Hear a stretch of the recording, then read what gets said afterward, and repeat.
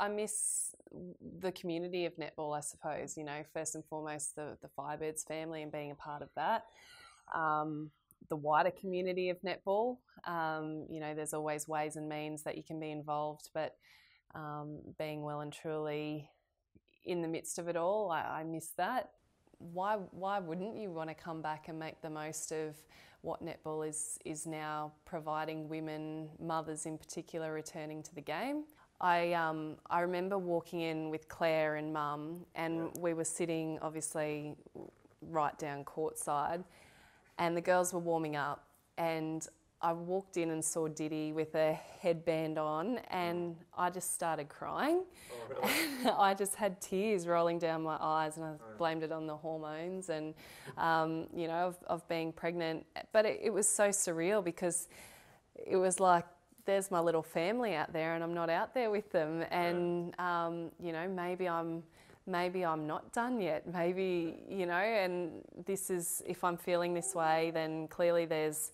I haven't exhausted all love for the game. Why wouldn't you want to be part of a game that's growing and moving forward? And, you know, I want to be a part of that.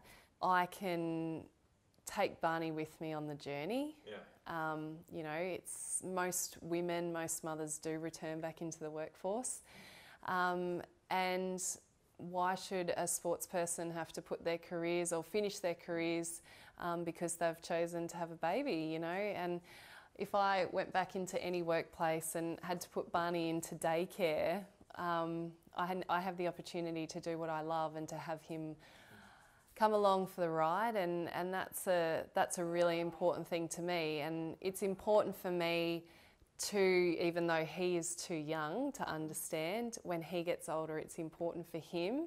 It's important for me to know that his mother had goals and aspirations of her own, and that, you know, I was driven to have another crack. And I suppose the biggest thing is what I grew up with my parents showing me was success is all about having a go. There's risks with everything. And I think I'd be most disappointed if you know, in years to come, Barney said to me, "Mum, why didn't you go back and play? Were you done?"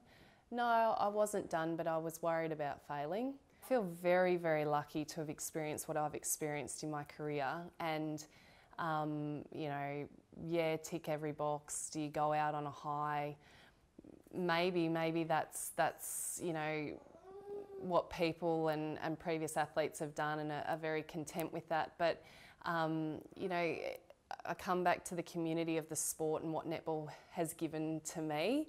I'm forever in debt to the game. The chance for Commonwealth Games, it's not whether I want to play, it's does Geitz have a position in this team? And I've got a lot to prove to be in that team. You know, my last game of netball was coming, or it's probably it's over 12 months ago. You know, there's a lot of youngsters that have come through the ranks. Clearly the team's in a very good position. The question is, how do I do that? Because there's no competition, as you just mentioned, before a Commonwealth Games.